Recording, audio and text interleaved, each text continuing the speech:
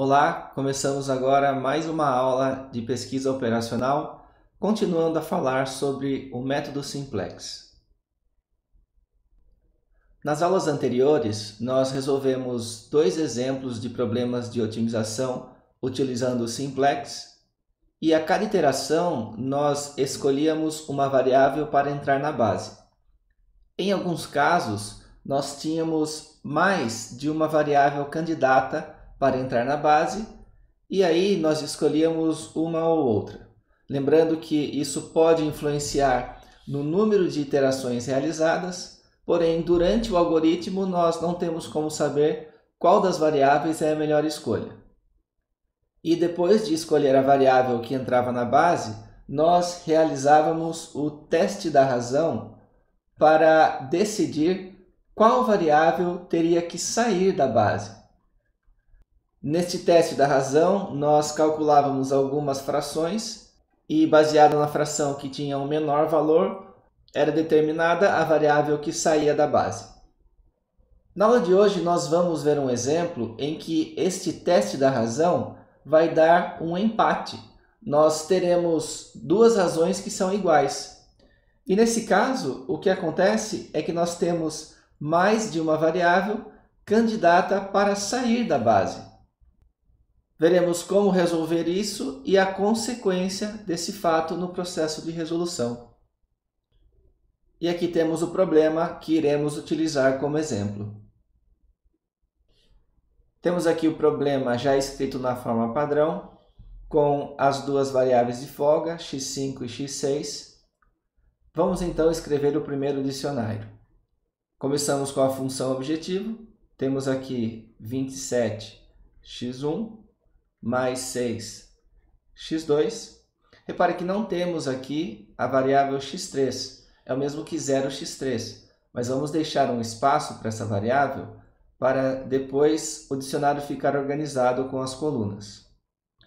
Isolando a variável x5, aqui nessa linha do dicionário, nós teremos 3 e depois todos esses termos aqui com o sinal trocado.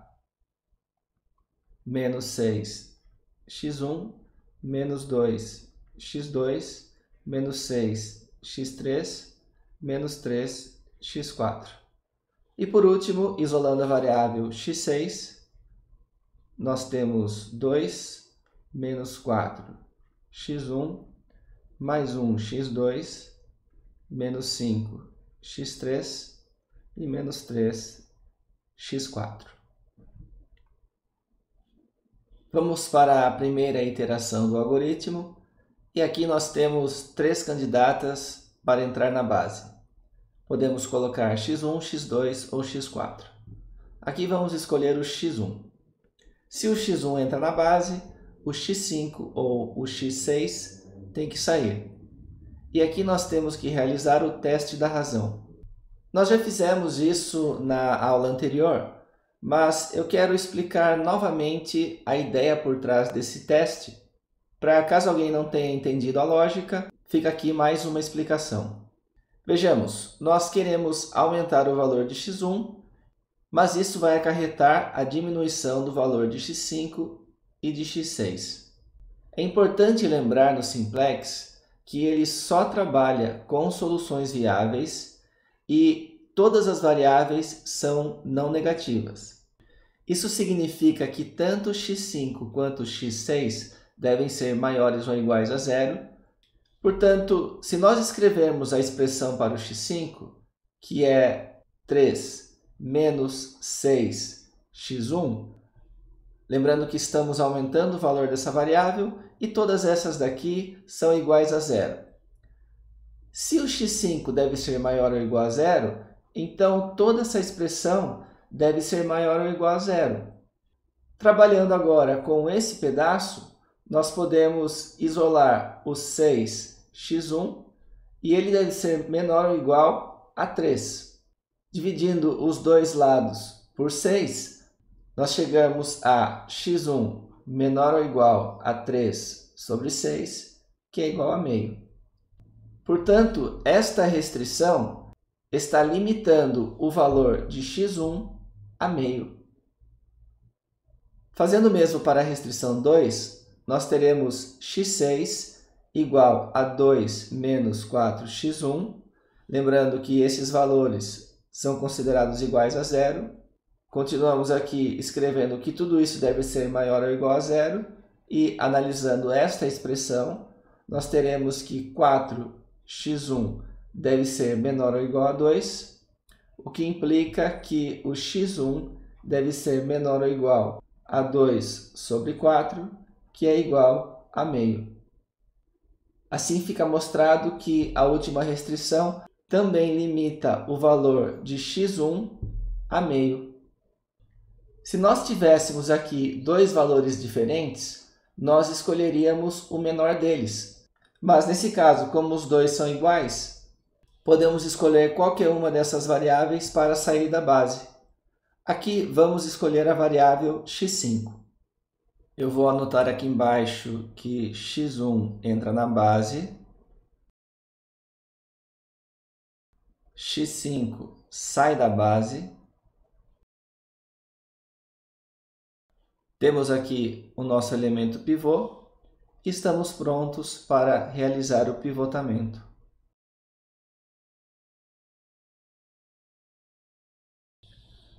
Começamos com a equação 1.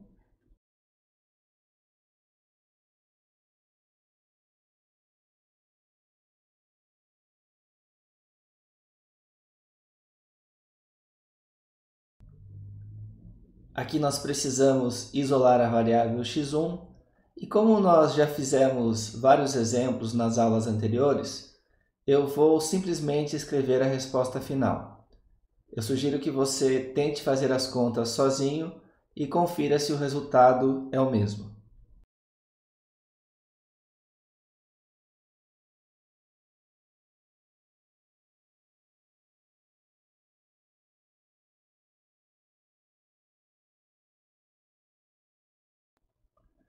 Esta, portanto, é a primeira equação que será colocada no próximo dicionário.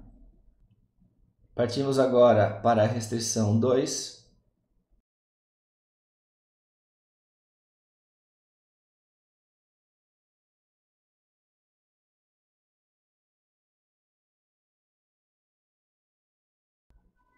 Aqui nós temos que substituir toda essa expressão para x1 no seu lugar. E após fazer as contas, chegamos à seguinte expressão.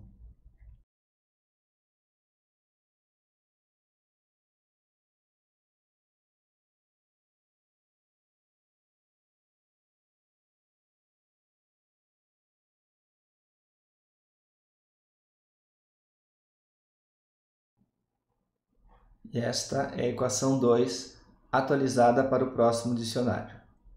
Finalmente, vamos atualizar a equação 0 da função objetivo.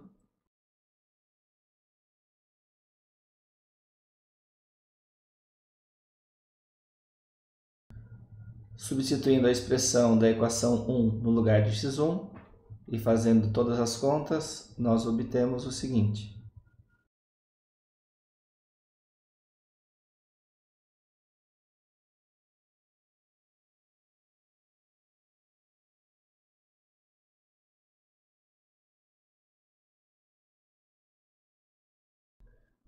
E aqui está a equação atualizada para o próximo dicionário. Vamos agora passar essas equações a limpo.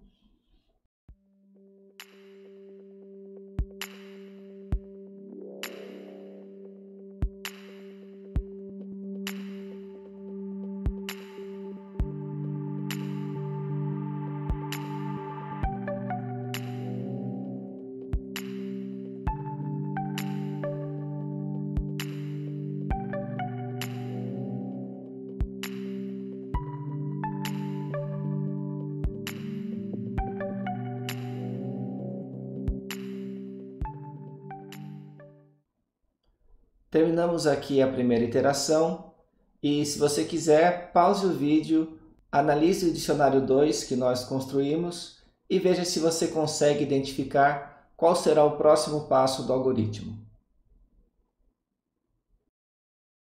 Vamos para a segunda iteração E aqui a única variável candidata a entrar na base é o x4.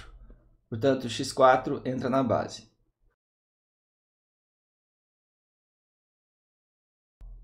Olhando para a coluna do x4 nas duas restrições, como temos aqui os dois coeficientes negativos nas duas restrições, temos que fazer o teste da razão para ambas. Na primeira, nós vamos ter meio dividido por meio. Isso vai ser igual a 1. E na segunda, nós temos 0 dividido por 1,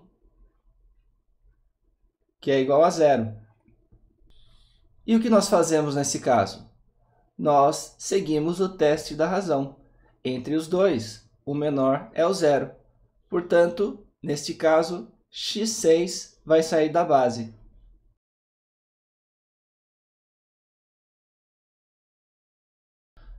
Temos então a variável que entra, a variável que sai, e podemos realizar o pivotamento.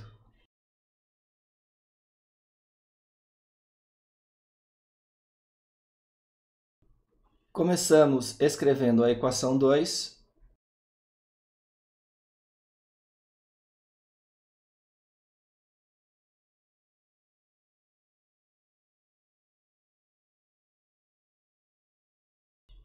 Aqui trocamos de lugar o x4 com o x6.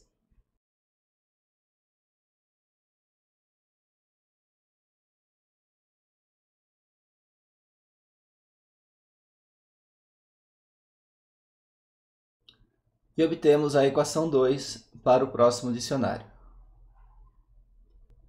Vamos atualizar a equação 1.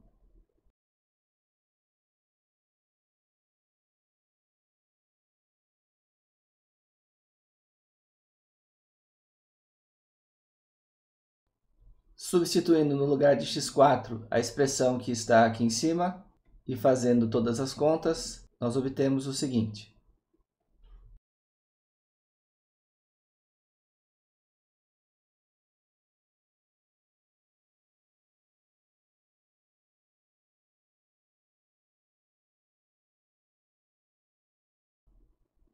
E temos aqui a equação 1 do próximo dicionário. Por fim, vamos atualizar a função objetivo.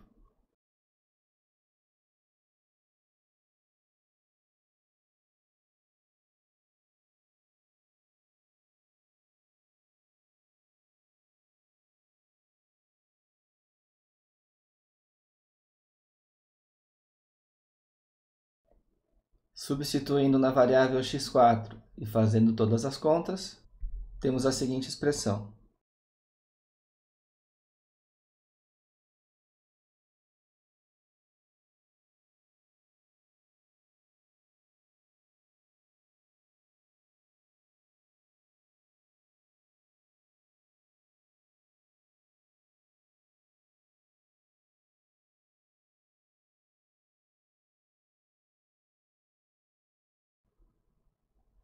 E aqui está a equação 0 para atualizarmos no próximo dicionário. Passando tudo a limpo aqui embaixo.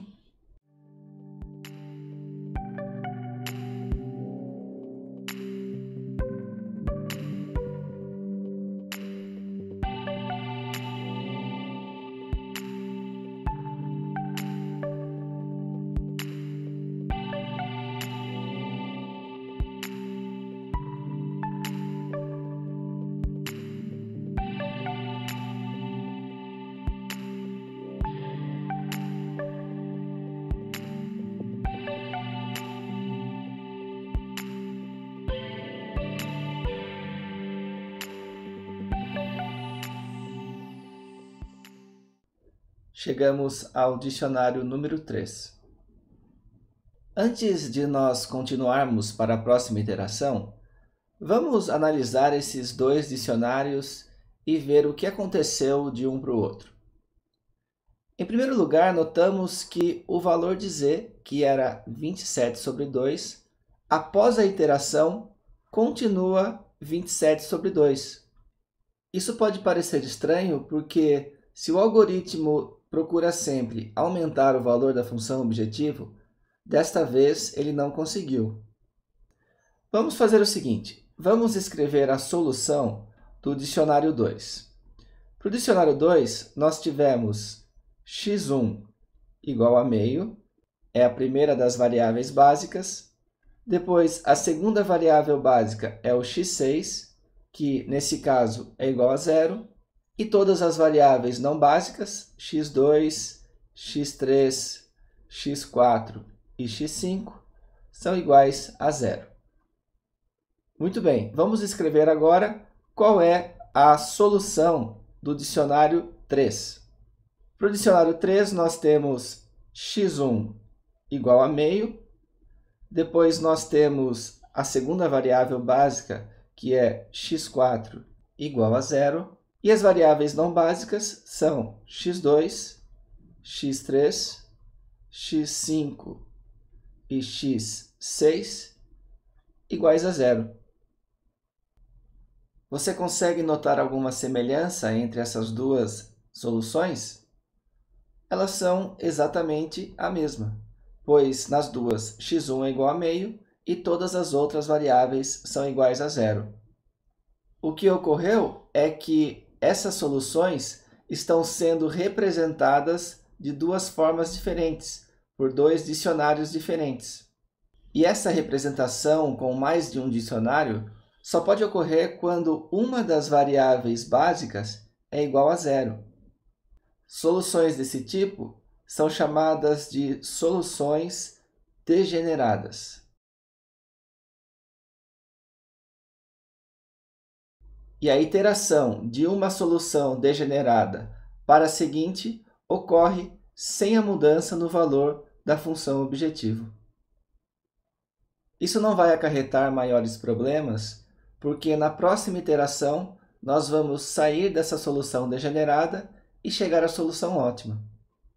E o último comentário que eu quero fazer é que esta solução degenerada ocorreu devido à iteração anterior, quando nós tínhamos duas variáveis candidatas para sair da base. O fato de haver mais de uma variável candidata para sair da base é o que gera soluções degeneradas. No entanto, como já comentei, isto não é um grande problema, pois nas próximas iterações o simplex tem a capacidade de sair dessa solução degenerada e continuar com o crescimento da função objetivo. Continuando o algoritmo, aqui a única variável candidata para entrar na base é o x2 e a única variável candidata para sair da base é o x1. Portanto, x2 entra na base e x1 sai da base.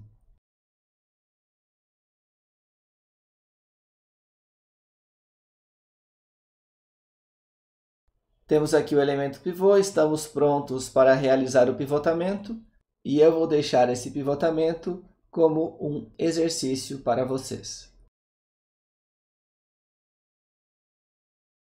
Vou escrever aqui embaixo o dicionário já pronto.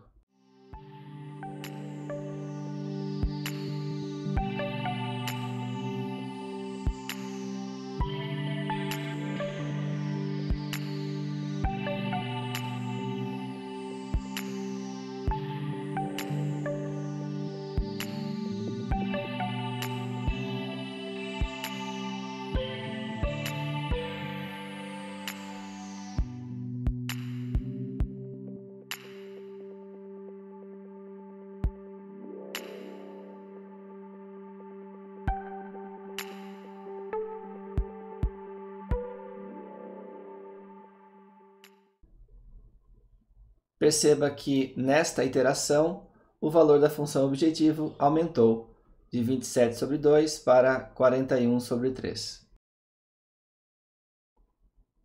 Finalmente chegamos ao último dicionário. Todos os coeficientes das variáveis não básicas na primeira linha são negativos, portanto, esta solução é ótima. Para finalizar, eu coloquei aqui um resumo do que deve ser feito a cada novo dicionário construído. A primeira coisa a se fazer é verificar na primeira linha, ou seja, na linha da função objetivo, se há alguma variável com coeficiente maior do que zero. Se houver, temos que escolher uma dessas variáveis para entrar na base. E se não houver, o dicionário é ótimo. E nesse caso, o algoritmo termina. Supondo então que a gente escolheu uma variável para entrar na base, nós temos que verificar na coluna dessa variável escolhida se há termos com coeficientes negativos. Se houver, fazemos o teste da razão e realizamos o pivotamento. Se não houver nenhum coeficiente negativo, então o problema é ilimitado. Nós não vimos ainda o caso do problema ilimitado e esse é o tema da próxima aula.